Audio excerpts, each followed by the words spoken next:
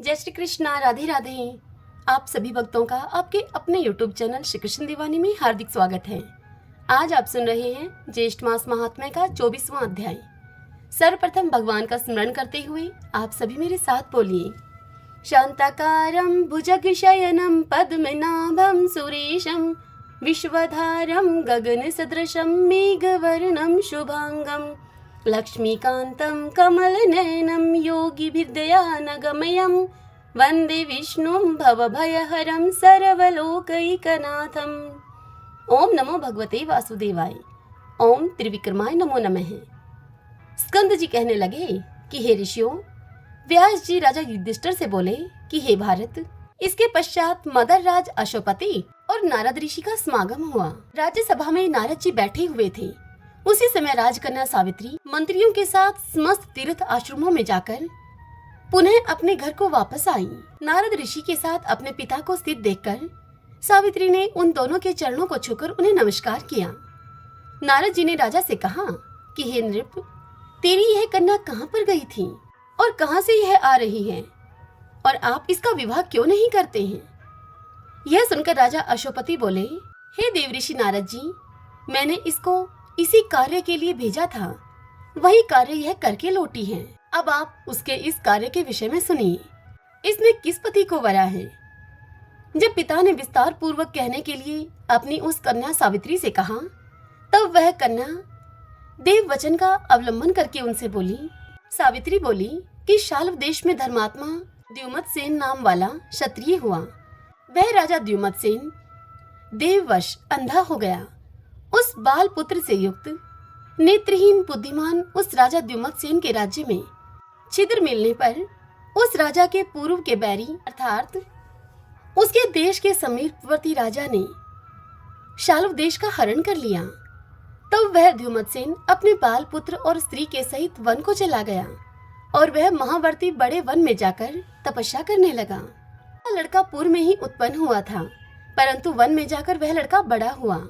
हे पिताजी, वहाँ पर वह लड़का सत्यवान के नाम से प्रसिद्ध है, उसी को मैंने वरा है। यह सुनकर नारद जी ने कहा कि उसने महान पाप किया है। उसने बिना सोचे समझे गुण संपन्न सत्यवान को पति के रूप में वर लिया है। इस बालक के माता और पिता दोनों ही सदैव सत्य बोलते हैं, अतः ब्राह्मणों ने इसका नाम सत्यवान रखा है। इस बालक सत्यवान को आशु अत्यधिक प्रिय है। वह बालक सत्यवान मिट्टी के आशु बनाता है और घोड़ों के चित्र भी बनाता है, इसलिए उसका नाम चित्राशु भी है। यह सुनकर राजा अशोपति बोले कि हे नारद जी, वह पितृवत्सल राजपुत्र सत्यवान इस समय तेजस्वी, बुद्धिमान और शूरवीर भी है क्या? यह सुनकर नारद जी बोले कि हे राजन, वह सत्यवान सूर्य के समान तेजस्वी, बृहस्पति के समान बुद्धिमान, इंद्र के समान शूरवीर, पृथ्वी के समान क्षमाशील है तथा वह राजपुत्र, दाता ब्राह्मण, वीर्यवान, रसवान, उदार और प्रिय दर्शन है। वह सत्यवान दानवीरों में इस समय अपनी शक्ति राजा रंतिदेव के समान, उष्णीर पुत्र शिवी के समान ब्रह्मण्य और सत्यवादी है। वह सत्यवान बलि द्युमत्सेन ययाति के समान उदार, चंद्रमा के समान प्रिय दर्शन, रूप में अश्विनी कुमार के समान है। वह सत्यवान दांत अर्थात तपह कलेश का सहनशील, मृदु, शूर, सिद्ध, जितेंद्रिय और तपहशील का निधि है। यह सब सुनकर अशोपति बोले कि हे नारद जी, आप उस बालक को समस्त गुणों से युक्त कहते हैं। यदि उसमें कोई दोष हो तो वह भी आप मुझसे कहिए। यह सुनकर नारद जी बोले कि हे राजन, उसके सब गुणों को दबा देने वाला एक ही दोष है उसमें, दूसरा कोई दोष उसमें नहीं है। और उसका वह दोष यह है कि वह शिणाय सत्यवान आज से 1 वर्ष के बाद अपना शरीर त्याग देगा। यह सुनकर राजा अशोपति ने कहा कि हे सावित्री, हे शोभने, इधर आओ और अब तुम दूसरे पति को वर्ण करने के लिए जाओ, क्योंकि उस सत्यवान में समस्त गुण को दबाने वाला एक ही दोष है, और वह यह है कि वह अल्पायु है और वह बालक 1 वर्ष में देह त्याग देगा। ऐसा मुझे नारद जी ने कहा है। यह सुनकर सावित्री कहने लगी कि हे पिताजी, राजा लोग एक ही बार बोलते हैं, पंडित लोग भी एक ही बार बोलते हैं, कन्या अपने पति का वरण एक ही बार करती है। यह तीनों कार्य एक बार ही किए जाते हैं। चाहे वह सत्यवान दीर्घायु हो या फिर अल्पायु, सगुण हो अथवा निर्गुण हो। मैंने एक बार अपने पति को वर लिया, अब दूसरा पति नहीं वरूंगी मैं। मन से कार्य निश्चित होने पर ही किया जाता है, वचन से कहा जाता है और उसके बाद ही कर्म को किया जाता है। उसमें प्रमाणभूत मेरा मन है। हे तात, मेरे इस मानसिक विचार का ध्यान रखकर मेरे लिए जो कर्तव्य निहित हो वही मुझे करना चाहिए। सो अब आप ही कहिए। यह सुनकर नारद जी बोले कि हे नरश्रेष्ठ, सत्यवान के विषय में सावित्री का विचार स्थिर है। जिसकी बुद्धि निश्चित रूप से दूसरे पुरुष में नहीं जाती, उसको किसी प्रकार से भी इस धर्म से पृथक नहीं किया जा सकता। इसलिए आपकी इस कन्या का विवाह सत्यवान के साथ कर देना ही मुझे उचित मालूम होता है। यह सुनकर राजा अश्वपति कहने लगे कि हे नारद जी, मैंने बिना विचार किए ही यह वचन कहे हैं। अब मैं आपके सत्य वचन को ही करूंगा, क्योंकि आप मेरे गुरु हैं। यह सुनकर नारद जी बोले कि हे राजन, आपकी पुत्री का विवाह संबंध विघ्न रहित हो। और राजा अश्वपति से यह कहकर नारद जी वहां से उठकर स्वर्ग लोक को चले गए। तदंतर राजा अश्वपति ने भी अपनी उस कन्या सावित्री का सब विवाहिक कार्य संपन्न किया। इति श्री ज्येष्ठ मास महात्म्य सत्यवान सावित्री कथा वर्णन चतुर्विंशो अध्याय संपूर्ण। हरि ओम तत्सत। ओम नमो भगवते वासुदेवाय। ओम त्रिविक्रमाय नमो नमः। आइए भक्तजनों, अब हम रामेश्वर क्षेत्र की महिमा का श्रवण करें। सभी बोलिए जय जय सिया राम, जय हनुमान। श्री सूत जी कहते हैं ऋषियों से कि हे मुनिवरों, प्राचीन काल में पांड्य देश में शंकर नाम से प्रसिद्ध एक राजा हो गए हैं। वे राजा बड़े ही ब्राह्मण भगत, सत्य प्रतिज्ञ, यज्ञनिष्ठ और धर्मात्मा थे। चारों वर्णों और आश्रमों का धर्म पूर्वक वे पालन किया करते थे। वे राजा भगवान विष्णु और शिव के समान रूप से उपासक थे। वे राजा महात्मा ब्राह्मणों को बड़े बड़े दान दिया करते थे। एक दिन बुद्धिमान राजा शंकर शिकार खेलने के लिए तपोवन में गए और वहां दुर्गम एवं रमणीय प्रदेशों, पर्वतों तथा गुफाओं में वे भ्रमण करने लगे। वन के एक भाग में व्याघ्र चरमधारी, शांत, जितेंद्रिय एवं मन को वश में रखने वाले एक मुनि गुफा के भीतर निवास करते थे। राजा ने दूर से ही उनको देखकर व्याघ्र ही समझ लिया और बड़े वेग से झुकी हुई गांठ वाले बाण का प्रहार करके उस राजा ने उन मुनि को मार डाला। राजा के उस बाण ने पति के पास बैठी हुई पतिव्रता मुनि पत्नी का भी वध कर डाला। माता और पिता दोनों को मारा गया देखकर उनका पुत्र अत्यंत दुख से पीड़ित होकर कातर भाव से वन में रोने और विलाप करने लगा। वह कहने लगा, हा तात, हा माता, तुम दोनों मुझे छोड़कर कहाँ चले गए? पिताजी, अब मुझे वेद शास्त्र कौन पढ़ाएगा? माँ, कौन मुझे शिक्षा के साथ साथ भोजन देगा? हाय तात, आप तो परलोकगामी हो गए, अब मुझे सदाचार की शिक्षा भला कौन देगा? हाय, आज किस पापी ने अपने बाणों से बिना ही किसी अपराध के आप दोनों को मार डाला है? आप ही दोनों मेरे गुरु और मेरे प्राण थे। सदा ही आप तपस्या में लगे रहते थे, तो भी न जाने किस पापी के हाथ से आप मारे गए हैं। इस प्रकार कहकर उन दोनों दंपति का पुत्र फूट फूट कर रोने लगा। उसका प्रलाप सुनकर वन में विचरण करने वाले राजा शंकर तुरंत ही उस शब्द की ओर लक्ष्य करके उस कंदरा के समीप जा पहुंचे। उस वन में रहने वाले समस्त मुनिगण भी उस आश्रम पर एकत्रित हो गए। मुनियों ने बाण से मरे हुए मुनि और उनकी पत्नी को देखा। पास में धनुष धारण किए हुए राजा शंकर पर भी उन्होंने दृष्टिपात किया तथा माता पिता के लिए विलाप करते हुए उस मुनि कुमार को भी उन्होंने देखा। उस मुनि कुमार को देखकर वे अत्यंत ही व्याकुल हो उठे और उस रोते हुए बालक से कहने लगे कि मत रोवो, मत रोवो। उस कातर बालक को धैर्य बंधाने लगे। वे मुनि कहने लगे कि बेटा, धनी, दरिद्र, मूर्ख, पंडित, मोटे अथवा पतले, सभी जीवों के प्रति यमराज का समान बर्ताव होता है। कोई वन में रहता हो या कोई नगर में या फिर कोई गांव में, कोई पर्वत पे रहे या फिर कोई किसी दूसरे स्थान में, सभी जंतुओं को एक दिन मृत्यु के वश में जाना ही पड़ता है। हे वत्स, गर्भ में रहने वाले, जन्म ग्रहण कर चुकने वाले, बालक, जवान और बूढ़े, सभी जीवों को यमलोक की यात्रा करनी पड़ती है। ब्रह्मचारी, गृहस्थ, वानप्रस्थ और सन्यासी, सभी को समय आने पर यह शरीर त्यागना पड़ता है। हे महामते, हे द्विजपुत्र, ब्राह्मण, क्षत्रिय, वैश्य और शूद्र और वर्ण शंकर सभी को एक दिन यमलोक जाना पड़ता है। देवता, मुनि, यक्ष, गंधर्व, नाग, राक्षस तथा अन्य सभी प्राणी भी नाश को प्राप्त होते हैं। इसलिए तुम्हें शोक नहीं करना चाहिए।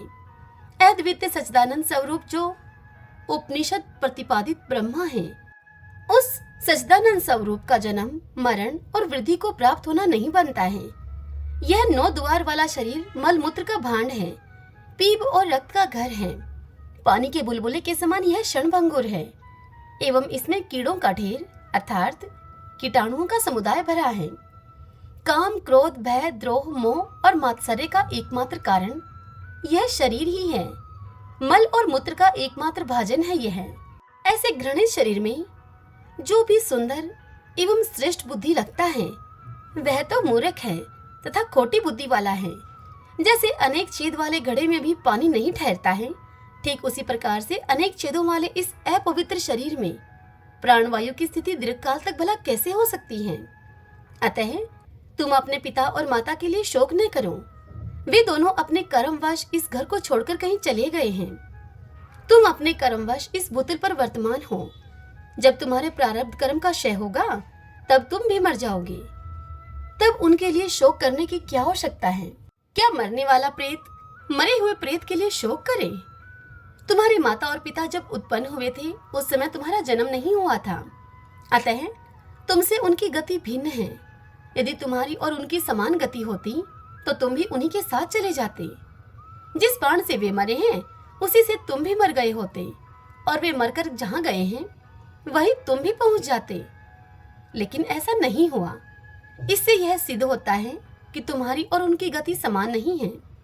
अतः उनके लिए तुम्हें शोक नहीं करना चाहिए।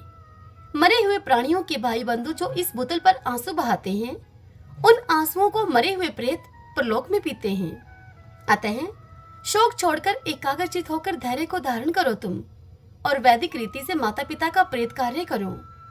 तुम्हारे पिता और माता बाण के आघात से मरे हैं, अतः उस दोष की शांति के लिए उनकी अस्थियां लेकर रामेश्वर शिव के क्षेत्र में मुक्तिदायक राम सेतु में स्थापित करो तुम, और सपिंडीकरण आदि श्राद्ध भी वहीं पर करो। इससे उनके दुर्मृत्यु जनित दोष की शांति हो जाएगी। मुनियों के द्वारा ऐसा कहे जाने पर शाकल्य पुत्र जांगल ने माता पिता के सब अंत्येष्टि संस्कार किए। तत्पश्चात दूसरे दिन उनकी अस्थियों को लेकर वे हालास्य क्षेत्र में गए। हालास्य क्षेत्र से रामेश्वर क्षेत्र में जाकर मुनियों के बताए अनुसार वहां पर उन अस्थियों को उन्होंने डाल दिया, और वहीं पर रहकर 1 वर्ष पूरा होने तक सब श्राद्ध आदि कार्य संपन्न किए। वर्ष भर वहां निवास करने के बाद एक दिन जांगल मुनि ने रात को सपने में अपने माता पिता को देखा। अर्थात जो बालक रो रहा था उसने सपने में अपने माता पिता को देखा। उन दोनों ने अपने अपने हाथों में शंख, चक्र, गदा आदि धारण कर रखे थे। दोनों ही पद्म वाला और तुलसी की माला से विभूषित होकर गरुड़ की पीठ पर बैठे हुए थे। उनके कानों में मकराकृति कुंडल झिलमिला रहे थे। कौस्तुभमुनि उनके वक्षस्थल को अलंकृत कर रही थी, और वे दोनों पीत वस्त्र को धारण करके अतिशय शोभा पा रहे थे। मुनि पुत्र ने इस प्रकार की झांकी में माता पिता का दर्शन करके मन ही मन बड़ी प्रसन्नता का अनुभव किया। तदंतर जांगल मुनि अर्थात वह नव युवक बालक पुनः अपने आश्रम पर आकर सुख पूर्वक रहने लगे। उन्होंने माता पिता के विषय में सपने में देखा हुआ वृतांत वहां के सभी ब्राह्मणों को बड़ी प्रसन्नता के साथ सुनाया। उस वृतांत को सुनकर वे सभी मुनि बड़े ही प्रसन्न हुए। इधर उस जांगल मुनि को अंत्येष्टि संस्कार का आदेश देने के पश्चात राजा शंकर की ओर देखकर उन सभी महर्षियों ने उस समय बड़ा ही क्रोध किया। वे उन राजा को कोसते हुए बोले कि अरे महामूर्ख पांडे नरेश, तूने क्रूरतावश ब्राह्मण की हत्या की है। तुझे स्त्री हत्या और ब्रह्म हत्या का पाप लगा है। अतः तू प्रज्वलित अग्नि में जलकर अपने शरीर का त्याग कर दे, अन्यथा सैकड़ों प्रायश्चित करने पर भी तेरी शुद्धि न होगी। तेरे साथ वार्तालाप करने मात्र से दूसरों को भारी पाप लगेगा। मुनियों के द्वारा ऐसा कहे जाने पर राजा शंकर ने उनसे कहा कि हे महात्माओं, ऐसा ही हो। मैं ब्रह्म हत्या की शुद्धि के लिए आपके समीप प्रज्वलित अग्नि में अपने शरीर की आहुति दे दूंगा। आप लोग मुझ पर अनुग्रह करें, जिससे कि शरीर त्याग देने पर मेरा यह पातक नष्ट हो जाए। सब मुनियों से ऐसा कहकर पांडे नरेश ने अपने मंत्रियों को बुलाकर कहा कि हे सचिवगण, मैंने अनजाने में ब्रह्म हत्या और क्रूरतापूर्ण स्त्री हत्या कर डाली है, जो महानरक प्रदान करने वाली है। इस पातक की शुद्धि के लिए अब मैं बड़ी बड़ी लपटों वाली प्रज्वलित अग्नि में मुनियों की आज्ञा से अपने शरीर को त्याग दूंगा। तुम जल्दी काष्ठ लेकर आओ और उसके द्वारा अग्नि को प्रज्वलित करो। मेरे पुत्र सुरुचि को शीघ्र ही राजा सिंहासन पर तुम बिठा दो। राजा के द्वारा इस प्रकार आज्ञा देने पर मंत्री लोग रोने लगे और वे राजा से बोले कि हे पांडेनाथ, हे महाराज, आप तो शत्रुओं पर भी स्नेह रखने वाले हैं। हम सबको आपने सदा ही पुत्र की भांति पाला है। हम आपके बिना देवपुरी के समान सुंदर अपनी राजधानी में प्रवेश नहीं करेंगे। हम भी आपके साथ महाकाष्ठों के द्वारा प्रज्वलित उस अग्नि में प्रवेश कर जाएंगे। मंत्रियों का प्रलाप सुनकर पांडा नरेश शंकर ने उन्हें समझाते हुए इस प्रकार से कहा। पांडा नरेश ने कहा कि हे मंत्रियों, मुझ महापात की राजा को लेकर तुम क्या करोगे? अग्नि में प्रवेश करने के लिए शीघ्र ही काष्ठ तुम एकत्रित करो। उनके इस प्रकार कहने पर मंत्री लोग शीघ्र ही काष्ठ लेकर आए। काष्ठ लकड़ी को कहा जाता है। तब राजा शंकर ने देखा कि काष्ठों के द्वारा अग्नि प्रज्वलित हो चुकी है। तब उन्होंने स्नान और आचमन करके शुद्धचित होकर मुनियों के समीप उस अग्नि की परिक्रमा की। फिर उन मुनियों की भी परिक्रमा करके अग्नि और मुनि दोनों को उन्होंने प्रणाम किया। उसके बाद उन राजा शंकर ने भगवान शंकर का ध्यान किया और उसके बाद वे राजा शंकर धैर्य पूर्वक ज्यों ही अग्नि में गिरने को तैयार हुए, त्यों ही सब ऋषि मुनियों के सुनते ही सुनते वहां एक आकाशवाणी हुई। आकाशवाणी ने कहा कि हे राजा शंकर, तुम अभी अग्नि में प्रवेश न करो। हे महामते, तुम्हें ब्रह्म हत्या के कारण भय नहीं होना चाहिए। दक्षिण समुद्र के किनारे गंधमादन पर्वत पर महापातकों का नाश करने वाले परम पुण्यमय राम सेतु में श्री रामचंद्र जी के द्वारा स्थापित जो रामेश्वर नामक शिवलिंग है, उस शिवलिंग की 1 वर्ष तक तीनों समय भक्ति पूर्वक तुम सेवा करो। भगवान रामेश्वर की परिक्रमा पूर्वक उन्हें नमस्कार करो, उनका महाअभिषेक करो और प्रतिदिन नाना प्रकार का नैवेद्य उन्हें निवेदन करो। चंदन, कपूर, अगर इनके द्वारा श्री राम लिंग की पूजा करो। 2 बार गाय के घी से भगवान का अभिषेक कराओ। प्रतिदिन 2 बार गौ दूध से और 1 द्रोण शहद से उस शिवलिंग को नहलाओ। नित्य प्रति खीर से भगवान को नैवेद्य लगाओ तथा रोज रोज रात में तिल के तेल से दीपक जलाकर दीपदान के द्वारा आराधना करो। हे महाराज शंकर, रामेश्वर शिव की इस प्रकार उपासना करने से तुम्हारी स्त्री हत्या और ब्रह्म हत्या तत्काल ही नष्ट हो जाएगी। तुम शीघ्र ही राम सेतु पर जाओ और निरंतर रामेश्वर का तुम भजन करो। इस कार्य में तुम अब विलंब न करो। उस आकाशवाणी को सुनकर अब सभी ऋषि उस राजा शंकर को राम सेतु पर जल्दी जाने की प्रेरणा देने लगे। कहने लगे कि महाराज, मोक्षदायक राम सेतु पर आप शीघ्र जाओ। हमने भगवान रामेश्वर के महात्म्य को न जानने के कारण ही आपको प्रज्वलित अग्नि में देह त्याग करने की सलाह दी थी। मुनीश्वरों की ऐसी आज्ञा को पाकर महाराज शंकर ने चतुरंगनी सेना तो नगर में भेज दी और स्वयं हर्षयुक्त चित्त से महर्षियों को नमस्कार करके कुछ इने गिने सैनिकों के साथ बहुत सा धन लेकर भगवान रामेश्वर की सेवा के लिए गंधमादन पर्वत पर वे गए और वहां शुद्धिदायक राम सेतु पर उन्होंने 1 वर्ष तक निवास किया। राजा एक समय तो भोजन करते और क्रोध एवं इंद्रिय समूह को वश में रखते थे। वे तीनों समय भक्ति पूर्वक भगवान रामेश्वर की सेवा करते हुए उन्हें प्रतिदिन 10 बार धन भेंट किया करते थे। उन्होंने नित्य प्रति भगवान रामेश्वर की महापूजा करवाई। प्रतिदिन धनुष कोटि में भक्ति पूर्वक स्नान और प्रसन्नता पूर्वक ब्राह्मणों को अन्न का दान किया। आकाशवाणी ने जैसा बताया था, राजा ने वहां जाकर उसी प्रकार सब पूजन किया। इस प्रकार से 1 वर्ष पूरा होने पर राजा शंकर ने संतुष्ट चित होकर दया निधान भगवान रामेश्वर का इस प्रकार सत्वन किया। राजा ने सत्वन करते हुए कहा कि मैं सबके ईश्वर रुद्र को नमस्कार करता हूँ। रामेश्वर नाम से प्रसिद्ध भगवान उमापति को मैं प्रणाम करता हूँ। हे देव, कृपा आप मेरी रक्षा कीजिए और मेरी ब्रह्म हत्या को आप शीघ्र जला डालिए। त्रिपुरासुर का नाश करने वाले हे महादेव, आप कालकूट विष को भक्षण करने वाले हैं। हे दया सिंधु, आप मेरी रक्षा करें और मुझे स्त्री हत्या रूपी पाप से छुड़ावें। हे गंगाधर, विरूपाक्ष, रामनाथ, हे त्रिलोचन, हे प्रभो, आप अपनी कृपा दृष्टि से मेरा पालन कीजिए। हे विभो, मेरा पातक नष्ट कर दीजिए।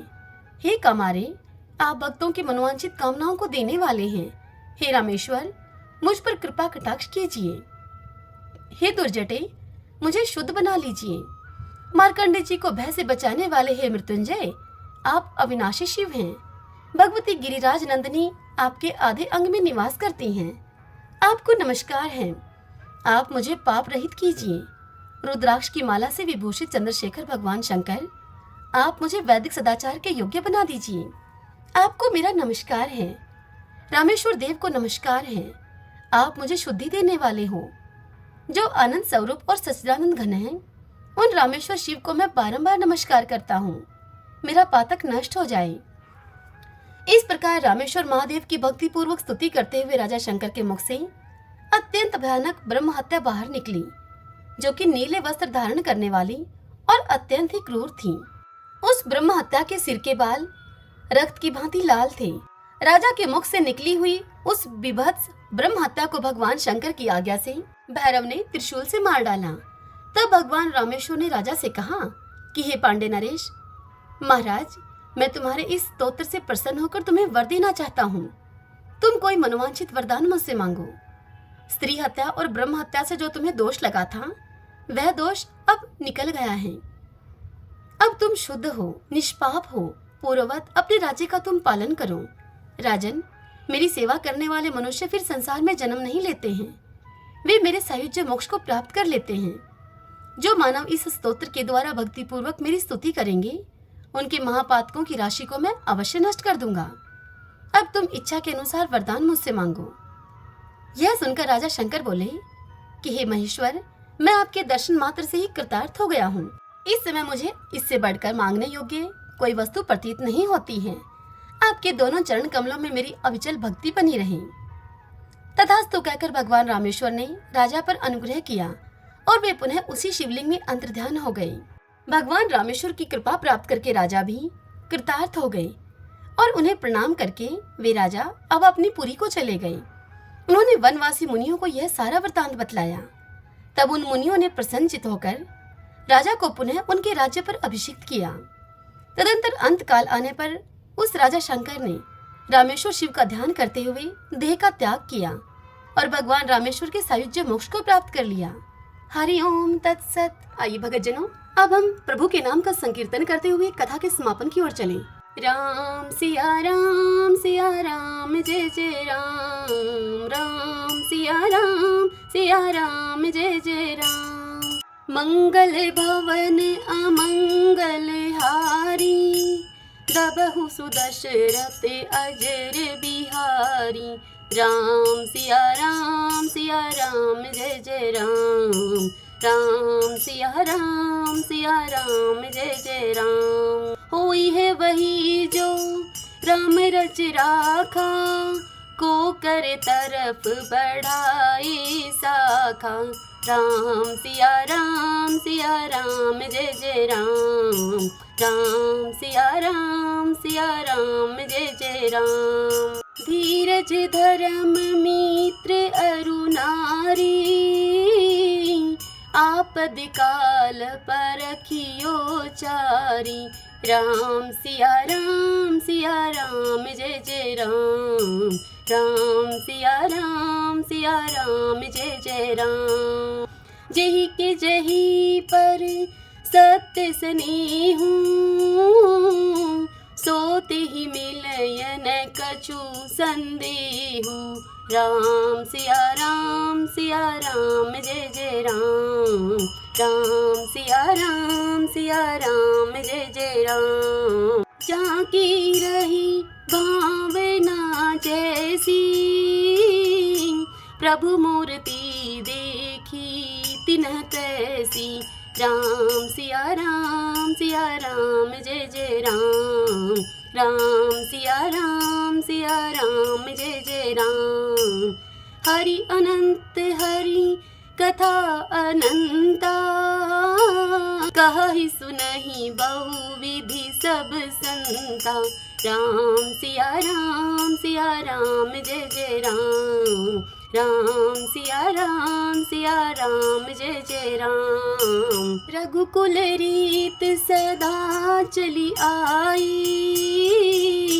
प्राण जाए पर वचन न जाई। राम सिया राम जय जय राम, राम सिया राम जय जय राम।